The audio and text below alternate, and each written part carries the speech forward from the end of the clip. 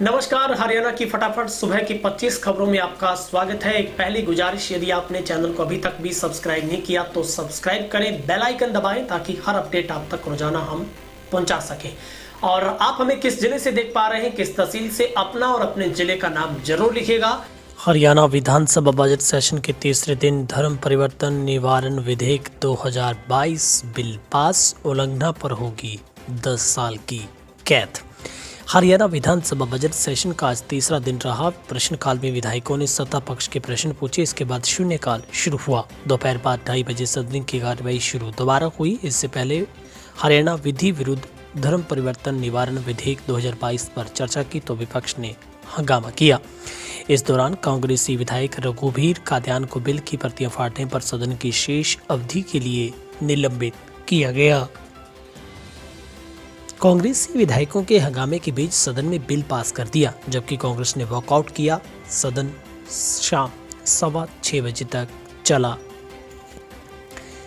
हरियाणा के रोहतक जिले के गांव घांधरा में एक युवक ने गांव में अपनी भाभी और गांव की पुरुष सरपंच की सास को गोली मार दी। इसके बाद खुद को भी सिर में गोली मार ली। युवक की मौके पर मौत हो गई है। वहीं गंभीर रूप से घायल दोनों महिलाओं को पीजीआई के ट्रॉमा सेंटर में भर्ती करवाया गया। मौके पर पहुंची पुलिस ने जांच शुरू की है।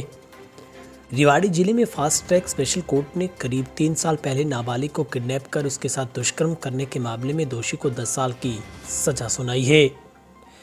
हरियाणा रोडवेज विभाग के कर्मचारियों ने सरकार के खिलाफ विरोध प्रदर्शन किया। सरकार की नीतियों के खिलाफ विरोध में नारेबाजी की। कर्मचारियों ने 30 सूत्रीय मांगों को रखा, उन्हें पूरा करने की मांग की। सरकार को चेतावनी दी कि यदि मांगे नहीं पूरी की गई तो आंदोलन किया जाएगा। 13 को सीएम आवास का करनाल में घेराव होगा। पंचकुला पुलिस ने वीआईपी नंबर देने का झांसा देकर ठगी करने वाले गैंग का खुलासा करते हुए 2 आरोपियों को काबू किया है। गिरफ्तार किए आरोपियों की पहचान इकबाल अमृतसर, पंजाब दीपक बन्ना कॉलोनी अमृतसर के तौर पर हुई है। हरियाणा के सिरसा में एंटी नारकोटिक सेल पुलिस ने सीएमके कॉलेज के पास बुलेट पर सवार 2 युवकों को 41 ग्राम हेरोइन सहित काबू किया है। आरोपियों के खिलाफ सिटी थाने में मादक पदार्थ अधिनियम के तहत केस दर्ज हुआ है। हरियाणा के झज्जर में रिश्तों को तार-तार करने वाली घटना हुई है। मां की मौत के बाद एक नाबालिग को उसके ही ताऊ के बेटे ने हवस का शिकार बना डाला। 13 साल की नाबालिग 3 साल तक हैवान की करतूत को सहन करती रही। आखिर में मामा के घर पहुंचने के बाद उसने चाइल्ड हेल्पलाइन पर मदद मांगी तो पूरे मामले का खुलासा हो गया। हरियाणा की जीत में रोडवेज कर्मचारी साझा मोर्चा के आह्वान पर रोडवेज कर्मचारियों ने सरकार के खिलाफ प्रदर्शन किया। इसी दौरान उन्होंने अपनी मांगों को लेकर जमकर नारेबाजी की। उनका कहना है कि 30 सूत्रीय मांगों को नहीं माना गया तो 13 मार्च को सीएम आवास का घेराव होगा। हरियाणा के फतेहाबाद के रतिया टोहाना क्षेत्र में शुक्रवार को 2 स्कूल वाहन दुर्घटनाग्रस्त हो गई। गिनीमत रही कि दोनों के हादसों में बच्चे बाल बच गए। जानकारी के मुताबिक पहला हादसा रतिया रोड पर हुआ, जहां निजी स्कूल की बस दुर्घटनाग्रस्त हो गई। इसमें सवार विभिन्न गांवों के विद्यार्थी बाल बच गए। बताया जा रहा है कि LAM मिलेनियम स्कूल की बस स्कूल की छुट्टी के बाद विद्यार्थियों को उनके गाँव में छोड़ने जा रही थी।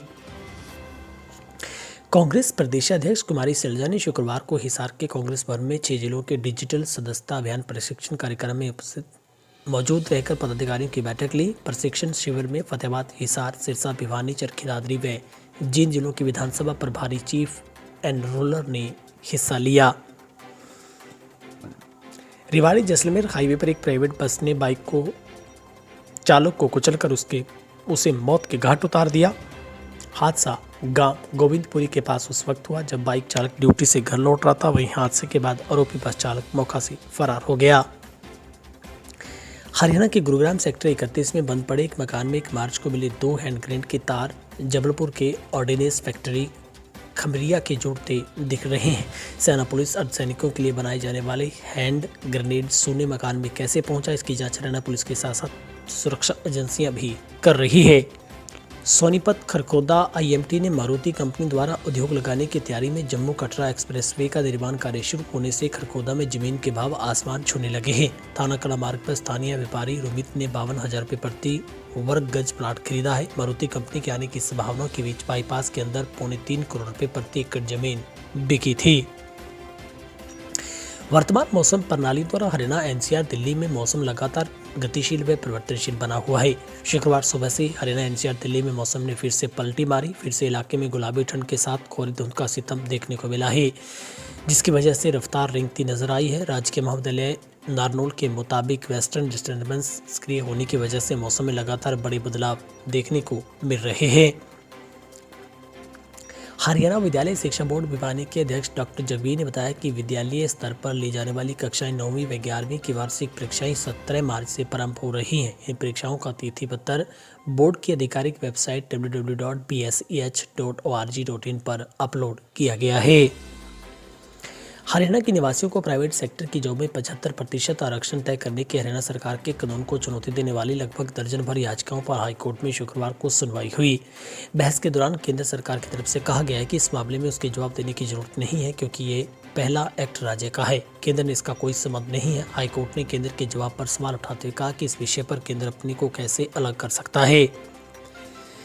शुक्रवार को हरियाणा में 2 क्लर्कों को रिश्वत लेते गिरफ्तार किया गया। पहले मामले में हरियाणा के स्टेट विजिलेंस ब्यूरो ने जिला औद्योगिक केंद्र अम्बाला में कार्यरत क्लर्क सुखबीर को सरकारी योजना के तहत लोन पास करने के एवज में 3,000 रुपये की रिश्वत लेते रंगों हाथों काबू किया गया है।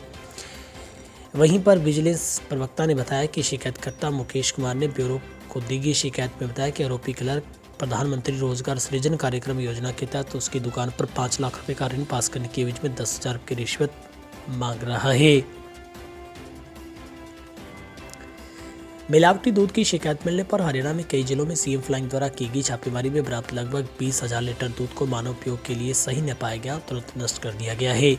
सरकारी प्रवक्ता ने बताया कि मिलावटी दूध के मामलों का पता लगाने के लिए सीएम फ्लाइंग ने जिला भिवानी, फतेहाबाद, पलवल, यमुनानगर, पंचकुला, सोनीपत, यमुनानगर, फरीदाबाद, हिसार, नारनौल, भिवानी, अम्बाला, पानीपत, रेवाड़ी, फतेहाबाद, करनाल व झज्जर जिलों में दूध की डेयरियों में छापेमारी की है।